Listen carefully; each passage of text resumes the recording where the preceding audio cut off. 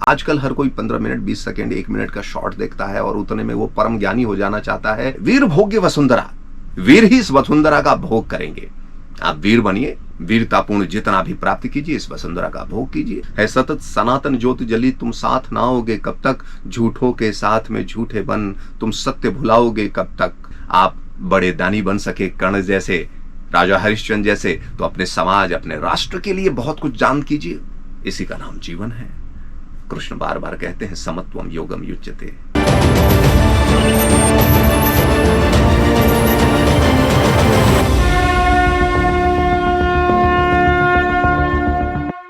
नमस्कार, मैं प्रदीप तिवारी।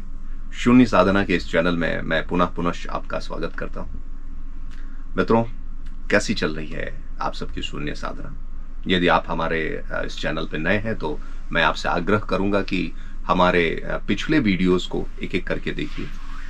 यदि आप साधना को समझना चाहते हैं, जीवन में बहुत कुछ प्राप्त करने की इच्छा रखते हैं, कहीं ना कहीं निराशा है, कहीं ना कहीं बहुत कुछ जानकारी होने के बाद भी, ज्ञानी होने के बाद भी, सब कुछ होने के बाद भी अगर नैराश्य है या ऐसा लगता है कि अभी भी ये अचीवमेंट नहीं हो पाया, तो आपको साधना करना पड़ेगा। बिना साधना के आप कुछ भी साध नहीं पाएंगे।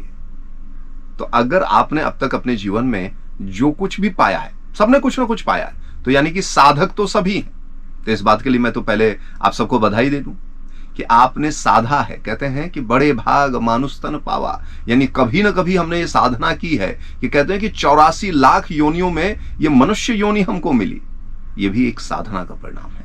लेकिन कहते हैं ना कि जब कोई एक नया काम शुरू होता है तो फिर आपको साधना करनी पड़ती है। फिर शुरुआत होती है, फिर एक नया तप, फिर एक नई साधना। जैसे हर बच्चा, कहते हैं ना कि शरीर जन्मता मरता है, ऊर्जा जो हमारी आत्मा जो है वो कभी जन्म और मरण उसका हो ही नहीं सकता है। और यही बात एनर्जी के नियम में हम पहले भी अपने एपिसोड में बता चुके हैं। तो बस यहाँ ध्यान देने योग्य बात है कि बचपन में जब हम आए या हमारे पिता आए, हमारे पूर्वज आए, तो उन्होंने भी शुरुआत वही क ख ग घ, A for apple, B for ball, या मतलब ABCD 1 2 3 4 से शुरुआत किया, प्रैक्टिस किया। पढ़ाई में, खेती में, व्यवसाय में, खाना पकाने में, गृह कार्य करने में, विभिन्न कार्यों को करने के लिए हमने क्या किया? हमने बड़ी साधना की, हमने उसे सीखा। और जिसने बड़े मनोयोग के साथ, बड़े ध्यान के साथ सीखा, वो बहुत अच्छा साधक बना, उस क्षेत्र का कुशल व्यक्ति बना, नेतृत्व किया उसने अपने अपने क्षेत्रों का, यश मान धन सब कुछ पाया। उसके बाद हम में से कई लोग औसतन रह जाते हैं, साधारण रह जाते हैं, जिनके मन में ये आता है कि फलां को बहुत कुछ मिल गया या मुझे इतना कुछ मिल सकता है, आखिर मिले कैसे? ये होता है, मेरे साथ भी हुआ। और जब हुआ तो कहते हैं कि जब तक अभाव नहीं होगा, जब तक आपके अंदर किसी भी चीज का अभाव नहीं होगा, तो आपके अंदर कुछ पाने का भाव नहीं होगा। जब तक अभाव नहीं होगा तब तक आपके अंदर कुछ भी बनने, कुछ भी करने, कुछ भी पाने का भाव नहीं होगा। और एक बार जब भाव जग गया तो आपकी साधना, आपका तप, ये बहुत ही आसानी से हो जाता है। किसी फिल्म में आपने वो गाना भी सुना होगा, वो लाइनें सुनी होगी गजल की, मुश्किल नहीं है कुछ भी अगर ठान लीजिए। तो बस कुछ भी आप ठान लेते हैं तो वो कर लेते हैं। गीता में कृष्ण भी बार बार यही कहते हैं, अभ्यासेन कौन्तेय, यानी कि किसी भी कार्य को अभ्यास से, हे कुंती पुत्र, हे अर्जुन, किसी भी चीज को तुम अगर अभ्यास करोगे तो वो चीज प्राप्त कर लोगे। जैसे अभ्यास से तुमने बहुत सारी विद्याएं, बहुत सारे अस्त्र शस्त्र, अग्निआस्त्र तुमने सीख लिए, उसको साध लिए हैं, उसी तरीके से आज जो ये प्रश्न कर रहे हो और कह रहे हो कि मैं कैसे एक कुशल साधक बनूंगा, मैं कैसे ज्ञानी बनूंगा, कैसे मैं इसको साध पाऊंगा, तो ये अभ्यास से होता है। अभ्यास आज से शुरू करोगे, कभी ना कभी इसको भी साध लोगे। अब सवाल वही उठता है, हम साधें कैसे? अलग अलग इसकी विधियां हैं। गीता जी में 3 विधि बताई गई हैं, कर्म योग, ज्ञान योग, भक्ति योग। आप कोई भी एक मार्ग से चलते हैं। भाई, भक्ति योग क्या है? भक्ति योग है पूर्ण समर्पण गुरु के प्रति, आपके जो इष्ट होते हैं उनके प्रति आप पूर्ण समर्पण होते हैं, और वो जो कहते हैं उनका जो निर्देश होता है, आप पूर्ण विश्वास करके उस कार्य को करते जाते हैं। वो मंत्र जाप बोलते हैं, वो जो भी कोई यतन जतन ध्यान भजन कहते हैं, आप उसको करते जाइए, करते जाइए, करते जाइए, करते जाइए। मन उसी ओर लग जाता है, तो बाहरी प्रपंचों में नहीं लगता है। हमने अपनी शून्य साधना में आपसे यही कहा था कि सजग होकर के साक्षी बन करके, दृष्टा बन करके स्वयं से स्वयं को देखना, यह ध्यान की पहली प्रक्रिया, पहला स्टेप, पहली मंजिल है। और जब आप देखने लगेंगे तो कहते हैं ना कि जिस तरह एक शरारती बच्चे को अगर ये पता चल जाए कि क्लास में या घर में कोई उसे देख रहा है तो अलर्ट हो जाता है, मन भी आपका अलर्ट हो जाएगा। और जैसे ही मन अलर्ट होने लगता है तो आप समझिए कि अब आप मन के राजा बनने की प्रक्रिया में चल पड़े हैं, आप उस प्रोसेस में हैं। फिर मन धीरे धीरे धीरे धीरे संयत होने लगता है और वो आपके अनुकूल, वो आपके हिसाब से चलने लगेगा। और अभी तक क्या हो रहा है, हमारे जीवन में जो भी दुख, हमारे जीवन में जो भी व्याधि, निराशा या असफलता है, वो क्यों है कि मन ने हमको अपने अधीन कर रखा है। और मन के विषय में हमने बताया है, पतंजलि योग सूत्र में इसका वर्णन है कि मन हमारा जो छठी इंद्री कहलाती है, ये हमारी जो 5 इंद्रियां हैं, इनके माध्यम से दुनिया में जाता है और उसी में रम जाता है। जो देखता है, सुंदर चीज देखना, अच्छी चीज खाना, रसना, सुनने का, तो अब उसको लगता है कि बस यही जीवन है, यही भोग है, यही सब कुछ है और यही बार बार मिलता रहे। लेकिन ना हमेशा दिन होता है और ना हमेशा रात ही हो सकती है। तो चूंकि प्रकृति परिवर्तन है, जीवन परिवर्तन का नाम है, इसलिए परिवर्तन हुआ। हम भी कभी बच्चे थे, बड़े हुए, अब धीरे धीरे धीरे धीरे हम वृद्धावस्था की ओर बढ़ रहे हैं। हमारे जो बड़े थे वो और भी वृद्ध हो रहे हैं, कुछ नई जनरेशन आए हैं। किसी कवि ने एक फिल्म में ये गाना लिखा है कि कल और आएंगे नगमों की खिलती कलियां चुनने वाले, मुझसे बेहतर कहने वाले, तुमसे बेहतर सुनने वाले। तो ये दुनिया ऐसे ही चलती है और ऐसे ही चलेगी। अब सवाल ये है कि हम और आप जिस भी अवस्था में हैं, अगर आप नवयुवक हैं, अगर आप बालक हैं, आप अगर प्रौढ़ावस्था में हैं या आप वृद्धावस्था में हैं, हर समय हमारे कुछ कर्तव्य कर्म होते हैं। हो सकता है कि हम बहुत सफल व्यक्ति रहे हों अपनी जवानी में, हमने बहुत अच्छा जॉब किया है, लेकिन रिटायर होने के बाद अब आपको नींद नहीं आ रही है, आप बेचैन हैं। अब आपको ऐसा लग रहा है कि हम परिवार में तारतम्य नहीं बना पा रहे हैं। तो आप ठीक उसी तरीके से हैं जैसे अर्जुन है। अर्जुन कई क्षेत्रों में बहुत बढ़िया है, लेकिन युद्ध क्षेत्र में वो किंग कर्तव्य मूड हो जाता है। मैं क्या करूं, यानी किंग कर्तव्य मूड, what to do in this present scenario, in present scenario what I should do, मुझे क्या करना चाहिए। उसके हाथ से धनुष छूट जा रहा है। योगेश्वर कृष्ण के सामने वो बार बार कहता है साधिमाम ताम प्रपन्नम, हे प्रभु मुझे साधिए, मैं आपकी शरण में हूं। और जब तक वो नहीं कहता है कि मैं आपके शरण में हूं, तब तक शिव कृष्ण उसे सुनते रहते हैं। तो हमारे जीवन में अगर ऐसा है तो आप बिल्कुल सही जगह पे हैं। ये शून्य साधना, जिसमें हम संजय जी के साथ चर्चा पर चर्चा करते हैं, अलग अलग टॉपिक होते हैं और हर बार हर टॉपिक आपके लिए एक चिंतन सूत्र होता है। ये कोई उपदेश नहीं है। उपदेश ये होता है कि वन साइडेड हम बोलते चले जाते हैं। कैसे कि भाई सत्य बोलिए, झूठ मत बोलिए, ऐसा कीजिए, वैसा कीजिए, ये उपदेश होते हैं। पर यहां पे हमारी चर्चा है। इन चर्चाओं को अगर आप ध्यान से सुनेंगे, ध्यान रखिएगा, शून्य साधना चैनल में हम आपसे हर बार एक नई चर्चा लेकर उसके डिटेल में जाते हैं। तो इन चर्चाओं में आपको चिंतन सूत्र मिलते हैं। उस चिंतन सूत्र को क्या करना है, जब भी आपको समय मिले, एक घड़ी आधी में पुनिया, जैसे कहते हैं ना बाबा रामचरितमानस में, तुलसी संगत साधु की कटे कोट अपराध। तो उसी तरह आपको जब समय मिले, 10 सेकेंड, 20 मिनट, 1 मिनट, यहां वहां, बस में, घर में, ऑफिस जाते वक्त, ऑफिस से लौटते वक्त, घर में बैठे हुए, भोजन करने के बाद आप वज्रासन में बैठते हैं भोजन पचाने के लिए, या टहलने जाते हैं, या शौचालय में कई लोगों का दिमाग बड़ा कनेक्ट होता है।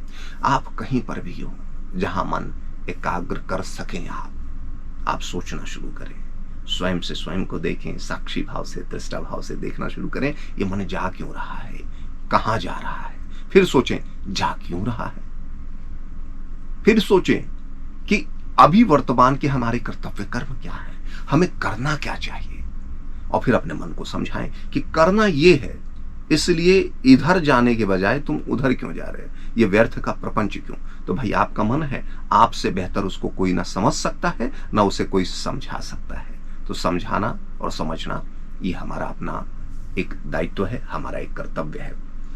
ये सारी बातें मैंने क्यों की, अगर ये प्रश्न आज आपके मन में उठता है, मेरे मन में उठ रहा है कि भाई प्रदीप तुम ये बातें क्यों कर रहे हो, ऐसी बातें क्यों कर रहे हो, तो मैं ये कह रहा हूं कि मैं शून्य साधना कर रहा हूं। तो शून्य साधना करने का परिणाम क्या है? कितनी सजगता मेरे अंदर आई?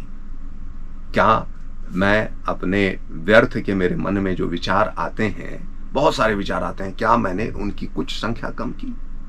क्या कुछ संख्या कम हुई? और कम हुई तो क्या ये जो ऊर्जा हमारी बची, ये ऊर्जा किसी और लगी, कहीं सार्थक दिशा में लग पाई?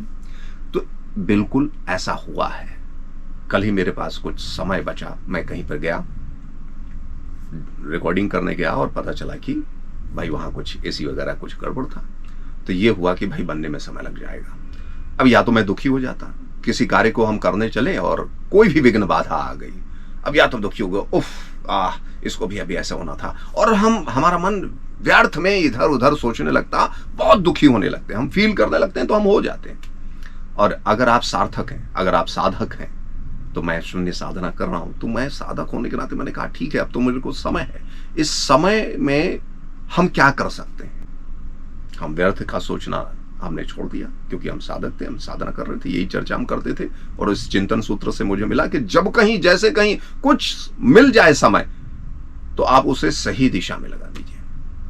तो कुछ हमने किया जैसे सब करते हैं, कुछ देर हमने मोबाइल देखा, कुछ व्हाट्सएप देखा, कुछ और देखा। ये सब सारी चीजें देखने के बाद, मोबाइल देखने के बाद मुझे ऐसा लगा कि अब कुछ और टॉपिक पे सोचना चाहिए, कुछ और सोचना। तो सोचते सोचते चिंतन प्रवृत्त हुआ और अचानक कुछ लाइनें मेरे मन में उपजी।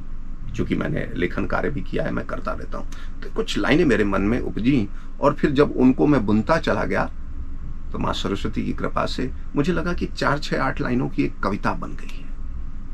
पर मानिए न मानिए, ये उस शून्य साधना का ही परिणाम था।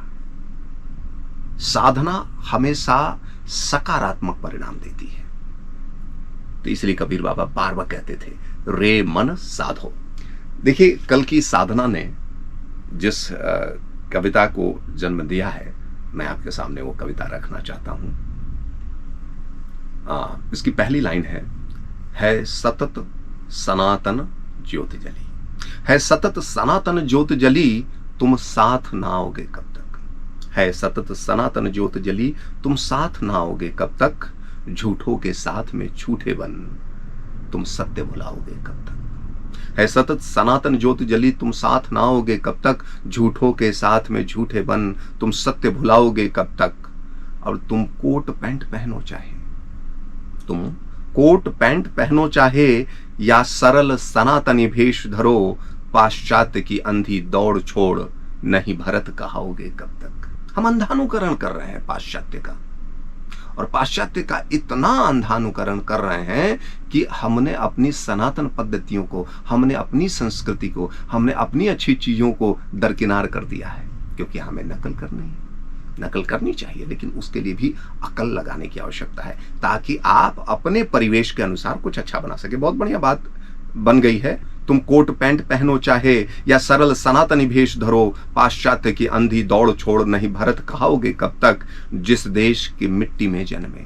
बहुत महत्वपूर्ण लाइन है, क्योंकि मैं ये फील करता हूं, मुझे बड़ा दुख दर्द होता है कि जिस देश की मिट्टी में जन्मे, जिस देश की संस्कृति ने पाला, कि पाश्चात्य के झूठे रंग ढंग में जयचंद कहाओगे कब तक। छोटी सी चीजों, छोटे से प्रलोभन में बिक जाने वाले को हम जयचंद कहते हैं। सिर्फ अपना लाभ देखना, अपनी दुश्मनी निकालने के लिए तुम अपने देश, अपनी संस्कृति को दांव पे रख देते हो। तो ये लाइन है कि जिस देश की मिट्टी में जन्मे, जिस देश की संस्कृति ने पाला, पाश्चात्य के झूठे रंग ढंग में जयचंद कहाओगे कब तक। है सतत सनातन ज्योति जली, तुम साथ ना आओगे कब तक। झूठों के साथ में झूठे बन, तुम सत्य भुलाओगे कब तक। कहा गया है कि सत्य ही ब्रह्म है, सत्यम ब्रह्म, ऐसा कहा है। गांधी जी ने भी अपने जीवन में पहले कहा कि ईश्वर ही सत्य है। लंबे समय तक इस टॉपिक पे वो अपना साधना करते रहे, सोचते रहे। साधना जब चलती रहती है तो अचानक कभी कभी कुछ नई चीजें निकल के आती हैं। जीवन के उत्तरार्ध में जाकर उनको एक नई अनुभूति हुई, और उन्होंने कहा, जो उन्होंने पहली लाइन लिखी थी कि ईश्वर सत्य है, तो उनको लगा कि भाई अगर मैं कहूंगा ईश्वर सत्य है तो दूसरे धर्म वाला व्यक्ति कहेगा कि नहीं भाई, मैं तो आप वाले ईश्वर को मानता ही नहीं, मैं तो इस वाले ईश्वर को मानता हूं। तो भाई ईश्वर सत्य नहीं है, फला सत्य है, ढिमका सत्य है। तो ये लाइन परफेक्ट नहीं है, लाइन कुछ और होनी चाहिए। उन्होंने लाइन को चेंज किया, मतलब मॉडिफाइड किया, पहले से बेहतर किया। क्या कर दिया उन्होंने? सत्य ही ईश्वर है। अब कोई दिक्कत नहीं है।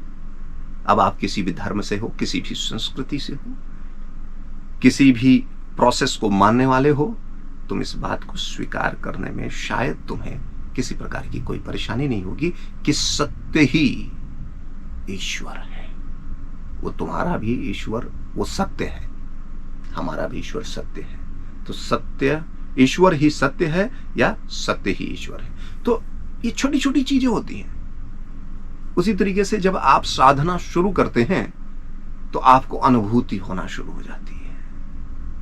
मैंने बहुत पहले कई बार उदाहरण दिया, बार बार वही उदाहरण मैं देता हूं ताकि समझने में आसानी रहे कि आप कहीं से भी जो भी कुछ जान रहे हैं, चाहे वो किसी बुक से हो, किसी व्यक्ति के द्वारा हो, माँ, गुरु, पिता, समाज, गूगल या किसी भी माध्यम से जो भी हम जान रहे हैं वो ज्ञान नहीं है, वो सिर्फ एक जानकारी है। जानकारी पर जब हम रिसर्च करते हैं अपना, यानी उस पर निरंतर चिंतन करते हैं, उस पर ध्यान देते हैं, ध्यान यानी शून्य साधना। शून्य साधना के लिए ध्यान की आवश्यकता है। तो जब हम ध्यान देते हैं तो हम साधना करने लगते हैं और ध्यान ही एक दिन आपको पूर्ण करता है उस विषय की ओर। जब आप पूर्ण होते हैं तो आप उस विषय के ज्ञानी कहलाने लगते हैं। जैसे मैंने चाय बनाने की जानकारी कहीं से भी प्राप्त कर ली, किसी ने भी मुझे बताया, मैंने पढ़ा या किसी को देखा, उसके बाद अब मैं चाय बनाना शुरू करूंगा।